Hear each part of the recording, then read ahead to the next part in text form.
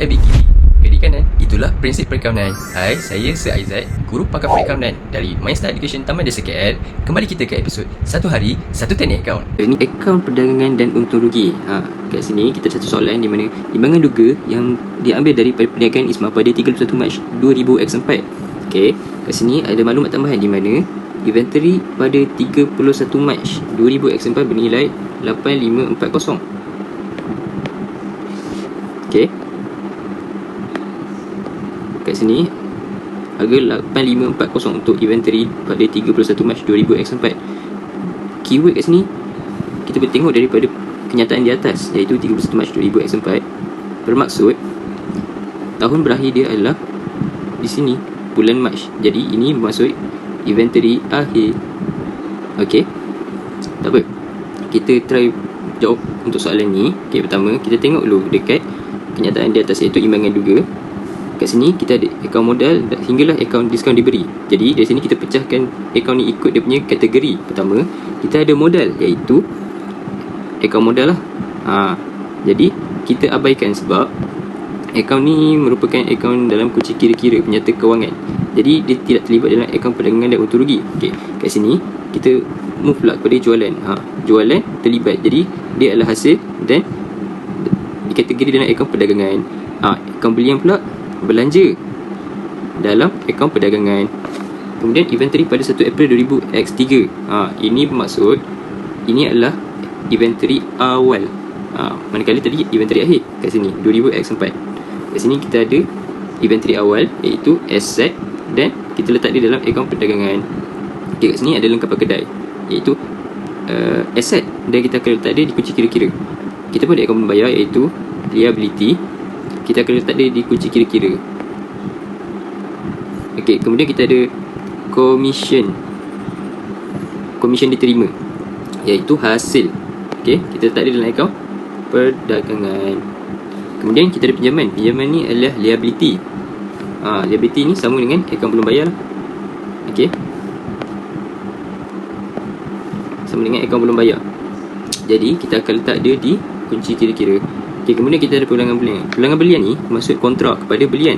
Jadi dia terlibat dalam akaun perdagangan dan untung rugi. Kita akan letak dia tolak dengan belian dekat akaun perdagangan. Kemudian kita ada tunai. Tunai ni asset. Bank pula asset.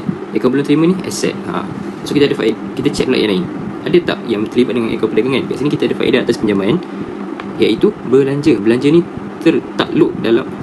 termasuk dalam belanja di akaun perdagangan dan untung rugi, iaitu di bawah akaun untung rugi lah.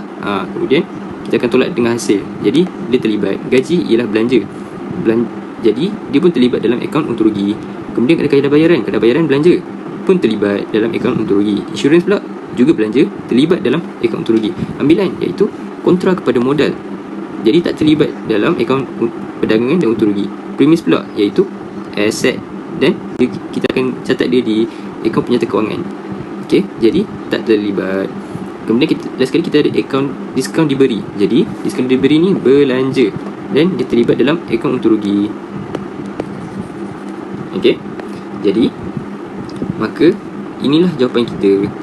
Akaun perdagangan untung rugi bagi tahun berakhir 31 Mac 2000X4.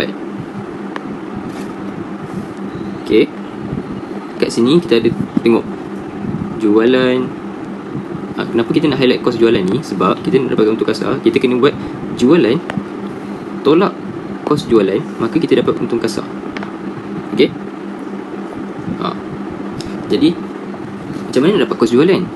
First, jualan ni kita dah catat, iaitu dia hasil lah. Okey, nak dapatkan kos jualan, inventory awal tolak inventory akhir, dapatlah kos jualan. Tapi dalam kos jualan ni ada lagi akaun yang terlibat, iaitu belian, pulangan belian. Jadi macam mana kita nak dapat kos jualan yang sebenar?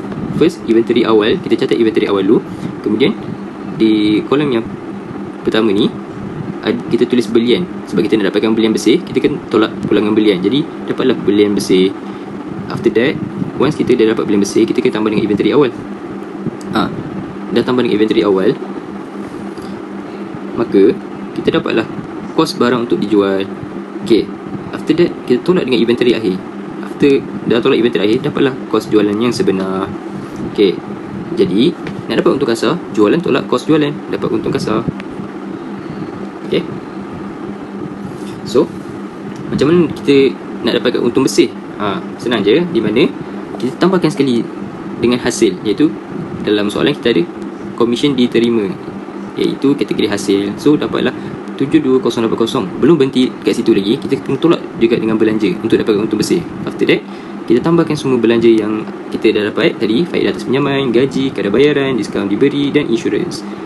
Kita tambah semua, kita tolak dia dengan nilai untung kasar tadi tambah dengan komisen diterima.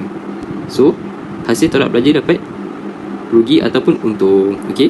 After that, untung kasar tambah dengan hasil tolak belanja, dapatlah untung bersih. Itu sahaja. Anda dapat?